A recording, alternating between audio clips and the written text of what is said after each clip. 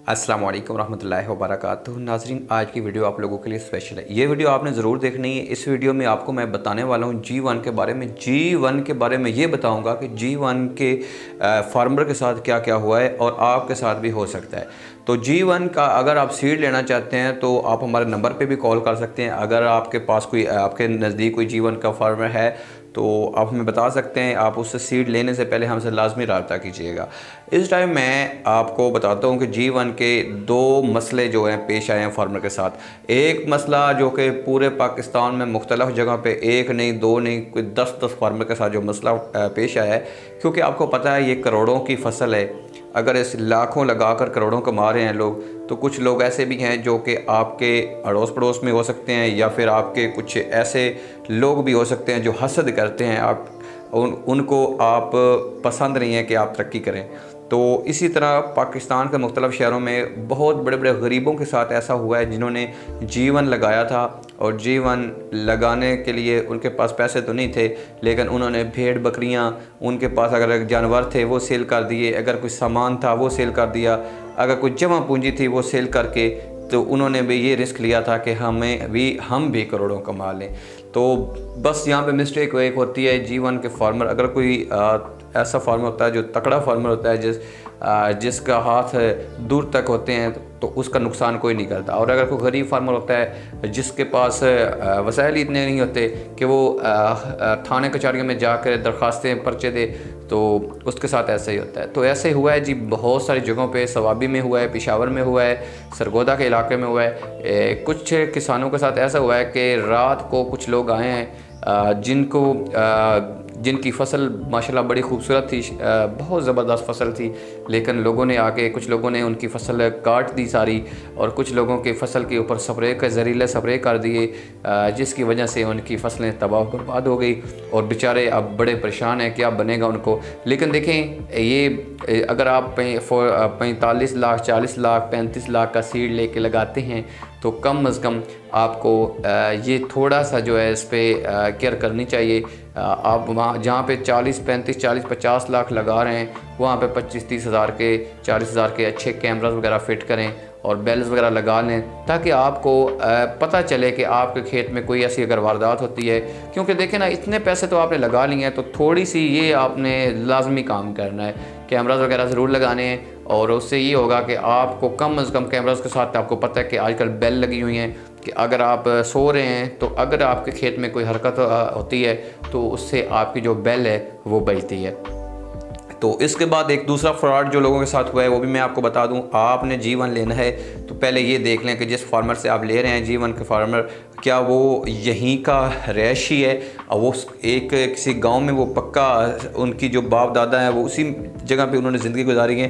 तो ऐसे G1 के फार्मर से आप बिल्कुल G1 जो है वो ख़रीद सकते हैं। लेकिन यहाँ पे हुआ ये है कि कुछ फार्मर ने G1 का सीड ख़रीदा है, और G1 का सीड कैसे ख़रीदा कि किसी जगह पे वो गए हैं ख़रीदने के लिए, उनको सस्ते दामों मिल गया था, लेकिन वो जो फार्मर थे वो जैसे कहते हैं वो ठेके पे उन्होंने ज़मीन ली हुई थी, या फिर वैसे ही उस जगह को कुछ अर्से के बाद वो सेल कर देते हैं और वहाँ से चले गए। उन्होंने क्या किया है कि उन्होंने 3-3 करोड़ का 2.5 करोड़ का सेल कर लिया। सेल करने के बाद वो वहाँ से निकल गए, किसी और शहर में चले गए। लेकिन जिन लोगों ने वो उनसे ख़रीदा था, उनके पास जो सीड गया है, उनको जो सीड दिया है वो G1 का नहीं था, हालांकि वो किसी और चीज़ का ही सीड था। तो बेचारों के साथ ऐसे भी धोखा हुआ है। तो कोशिश करें, मैं इसलिए कहता हूँ कि फ़्रेश बुकिंग जो होती है उसमें ये फ़ायदा होता है कि आपने फसल की कंडीशन देखी होती है। फसल लगाने से फसल हार्वेस्टिंग तक आपने उस फसल को देखा है कि माशाल्लाह फसल वही है और अच्छी फसल है G1 का। क्योंकि आप जब 5-7 फसलें देखते हैं तो आपको पता चल जाता है कि G1 की क्रॉप ये है।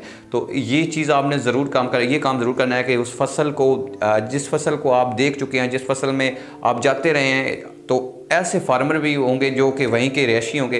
तो ज़ाहिर सी बात है, उनसे अगर आप G1 लेते हैं तो उससे इंशाल्लाह आपको किसी किस्म का कोई शिकवा गिला नहीं होगा। उसके बाद जब हार्वेस्ट होती है फसल, तो कोशिश करें कि G1 जब आपने लेना है, जब आपने सीड ख़रीदना है, तो आपने मौके पे जाके उन्हें कहना है कि जब हम मौके पे पहुँचे तो तब हमारा जो हार्वेस्ट निकाल के हमें दें। तो ये भी आपने काम करना है। और तुरियों की शक्ल में जो मिलता है लोगों को बिल्कुल आपने नहीं लेना भाई जी, ड्राई के चक्कर में अब ना पड़े।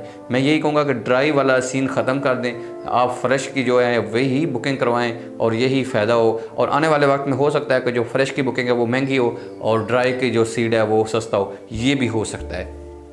तो दोस्तों उम्मीद करते हैं आज की जो मैंने वीडियो बनाई है आप लोगों के लिए छोटी सी वीडियो, एक तो आपने इसको व्हाट्सएप ग्रुपों में शेयर करना है ताकि बहुत सारे दोस्त ऐसे बच जाएं जो कि G1 की वजह से धोखे में आ रहे हैं। लोग G1 के नाम पे कुछ और फ्रॉड उनके साथ कर रहे हैं। तो बाकी कोशिश करें कि स्टाम्प जो आपने लेना है वो पंजाब बैंक का स्टाम्प लें। स्टाम्प ये आम लोकल स्टाम्प नहीं आपने करवाना, आपने पंजाब बैंक का। अगर आप इतना बड़ा सौदा कर रहे हैं तो कम से कम आप 1000-1200 रुपये वाला तो आपके पास स्टाम्प करवाना चाहिए, आपको होना चाहिए स्टाम्प।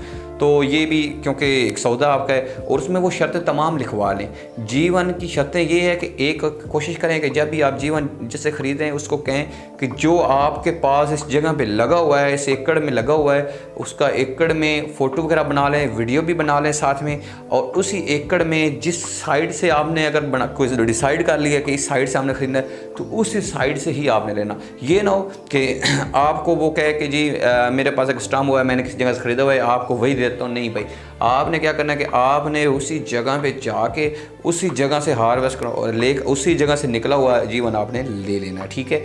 और बाकी ये चीज़ें आपने ज़रूर ख्याल करनी है और शुरू से लेकर एंड तक आपने फसल को विज़िट करते रहना है। जिस बंदे से महंगा भी मिल जाए लेकिन मिले फ्रेश, अच्छा सीड मिले तो कोई मसला नहीं है। और जब तक आप उस सीड को जब लेके आ रहे होंगे अपने फार्म पे तो कोशिश करें कि अच्छे 5-7 बंदे आपके साथ हों, क्योंकि लोगों के साथ ये भी हुआ है कि लोग G1 का सीड लेके जा रहे होते हैं और शाहज़ोर पे पिछले साल भी ऐसे ही हुआ कि शाहज़ोर पे कुछ साथी चकवाल के इलाका में लेके जा रहे थे तो उनका पूरा शाहज़ोर जो है वही छीन के ले गए। मतलब वहाँ पे देखें 1.5-2 करोड़ का अगर सीड लेके जा रहे हैं तो वो 15-20 लाख की गाड़ी भी साथ ले गए और आज तक उसका कोई पता नहीं चला। तो ये चीज़ें आपने ज़रूर ज़हन में रखनी है, ये आपके लिए बहुत ज़रूरी हैं। तो अभी आपका दोस्त आमिर मुआविया चाहता है इजाज़त, मेरे चैनल को सब्सक्राइब लाजमी कर लें, यूट्यूब चैनल देसी लाइव देसी फ़न को, फेसबुक पेज को भी आपने फॉलो लाइक कर देना है। इंशाल्लाह आपको तजर्बाकार किसानों के जो इंटरव्यू वो मेरे चैनल पर मिलते रहेंगे। अभी मैं चाहता हूँ आप लोगों से इजाज़त, मिलते हैं एक नई वीडियो में। अल्लाह हाफिज़।